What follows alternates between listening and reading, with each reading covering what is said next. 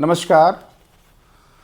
कार्तिक शुक्ल पक्ष की एकादशी को प्रबोधनी एकादशी कहा जाता है। इसे देवोत्थान एकादशी भी कहा जाता है। और भगवान विष्णु अब 4 मास जो आषाढ़ शुक्ल एकादशी से शयन करते हैं और सारे शुभ कार्य बंद हो जाते हैं। 4 माह पर के बाद जब वो अपने शयन से उठते हैं, समस्त शुभ कार्यों, शादी विवाह, गृह प्रवेश, जितने भी मांगलिक कार्य होते हैं वो आरंभ होते हैं। उसका कारण यह है कि भगवान विष्णु जब सो जाते हैं, समस्त देवता सो जाते हैं और देवताओं का आशीर्वाद अपेक्षित रहता है शुभ कार्यों में। इसलिए इस तिथि को, कार्तिक शुक्ल पक्ष की एकादशी के बाद का जो काल है, शुभ कार्य होता है, प्रबोधनी एकादशी, देवोत्थान एकादशी कहा जाता है। और इसका महत्व बहुत ज़्यादा है। जिन लोगों की मृत्यु इस दिन होती है, लोग बताते हैं स्वयं देवता रथ लेके आते हैं और उन्हें साक्षात स्वर्ग प्राप्त होता है देवोत्थान एकादशी के दिन जिनका मृत्यु होता है, तो लोग व्रत करते हैं। अब एक प्रश्न आता है, जो शाक्त संप्रदाय के जो अनुयायी हैं, जो भक्त हैं, उन्होंने मुझसे पूछा कि गुरुजी, जो दुर्गा सप्तशती में जो उल्लेख आता है कि योग निद्रा में भगवान विष्णु सो रहे थे, तो वो जागे कैसे? और क्योंकि भगवान विष्णु आप जब जाग रहे हैं, मतलब सो रहे हैं, आप स्वयं सोचिए, जो सृष्टि का कर्ता हो उसे जगा कौन सकता है?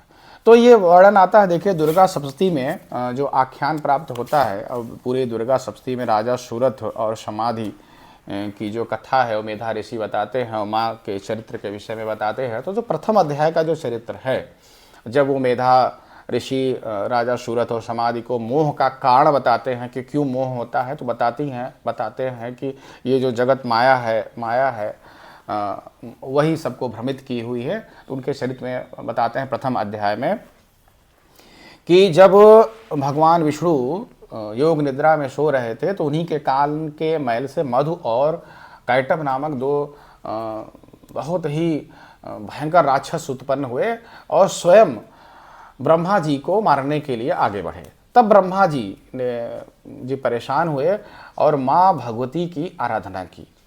माँ भगवती जो काली स्वरूप हैं, और देखिए इसमें लिखा गया है कि महाकाली देवी का उन्होंने स्तवन किया और 10 हाथों में खड्ग, चक्र, गदा, बाण, धनुष, परिध, शूल, भुसुंडी, मस्तक और शंख धारण करती हैं। उनके 3 नेत्र हैं और वे समस्त अंगों में दिव्य आभूषणों से विभूषित हैं। उनके शरीर की कांति नीलमणि के समान है तथा वे 10 मुख और 10 पैरों से युक्त हैं।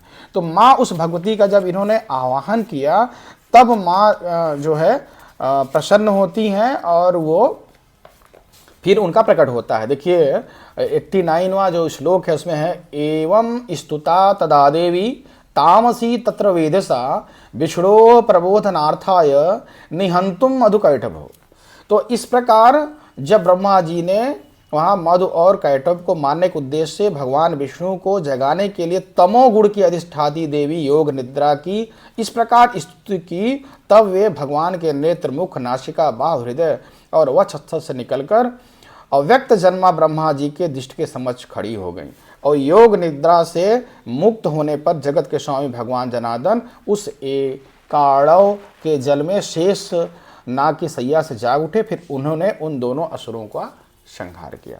तो कहने का तात्पर्य यह है कि माँ भगवती ही योग निद्रा हैं, जगत की अधिष्ठात्री हैं और जगत की उत्पत्ति और विनाश का जो कारण है वो भी है। भगवान विष्णु की शक्ति रूपा भी वही है। इसलिए शक्ति की आराधना, स्तुति का विधान कहा गया है कि विष्णु जो ब्रह्म है वो अक्रिय है, वो निष्क्रिय है, और जो उनकी जो शक्ति है वो योग माया है। तो भुक्ति मुक्ति मतलब धन धान्य के लिए, सफलता के लिए, विजय के लिए, इन सब के लिए तथा बाद में मोक्ष और मुक्ति के लिए माँ भगवती की ही उपासना करनी चाहिए, ऐसा हमारे शास्त्र कहते हैं। नमस्कार। जय माँ भगवती।